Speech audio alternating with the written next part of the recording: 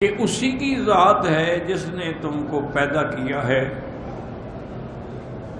یعنی تمہارا وجود بھی نہیں تھا۔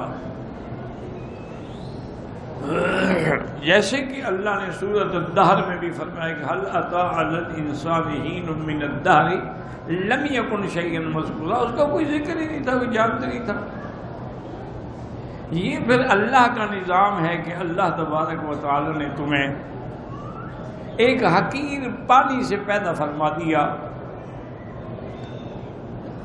اور وہ حقیر پانی جو ہے زوجین کا ہے، یعنی مرد کا بھی اور عورت کا بھی۔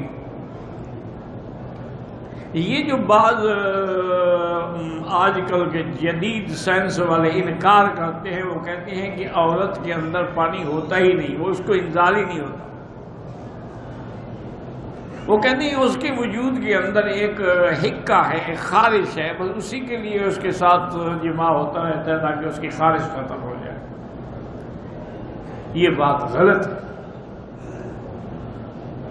یہ بات قرآن پاک کے فرمان کے مطابق بھی غلط ہے اور عقل اور نقل سے بھی غلط ہے۔ جب اللہ پاک نے فرمایا ہے کہ میں نے ہر چیز کے جوڑے بنائے ہیں، اور اسی طرح اللہ نے فرمایا کہ فَلْيَنظُرِ الْإِنسَانُ مِمَّ خُلِقَ، آدمی غور کرو کس چیز سے تمہیں پیدا کیا گیا۔ خُلِقَ مِن مَّاءٍ دَافِقٍ، اللہ نے تمہیں اس پانی سے پیدا کیا جو ٹپک کے نکلنے والا ہے۔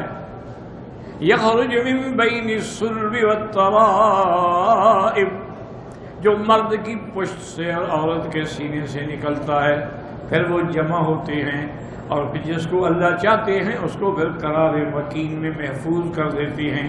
تو یہ حقیقت یاد رکھیں کہ جس طرح مرد کے اندر شہوت ہے، منی ہے، انزال، اسی طرح عورت ہے، حتیٰ کہ عورت کو بھی احتلام ہوتا ہے جیسے مرد کو احتلام ہوتا ہے، اس کے لیے بھی غسل۔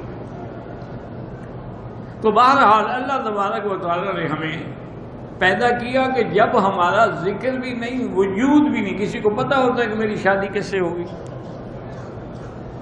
پھر پتہ ہوتا ہے کہ حمل ہوگا یا نہیں ہوگا۔ کتنے لوگ ہیں جن کی شادیاں ہو گئی، جوڑے ہیں، دونوں نوجوان ہیں، اولاد نہیں ہے۔ یہ تو اللہ کا نظام ہے کہ جس کو چاہے وہ دے دے اور جس کو چاہے نہ دے۔ یہب لمن یشاء اناثا ویہب لمن یشاء الذکور، جس کو چاہے لڑکیاں دیں اور جس کو چاہے لڑکے دیں۔ یہاں سے بھی علماء نے استدلال کیا کہ اللہ نے لڑکیوں کا ذکر پہلے کیا ہے، معنی ہے کہ لڑکی کا زیادہ خیال رکھا جائے۔ او یزوجہم ذکرانا و اناثا، اللہ چاہے تو جوڑے عطا فرما دے، لڑکے بھی دے لڑکیاں بھی دے۔ وَيَجْعَلُ لِمَن يَشَاءُ عَقِيمًا، اور اللہ چاہے تو سانڈ بنا دے، نہ لڑکا ہو نہ لڑکی ہو۔ یہ تو اس کا نظام ہے۔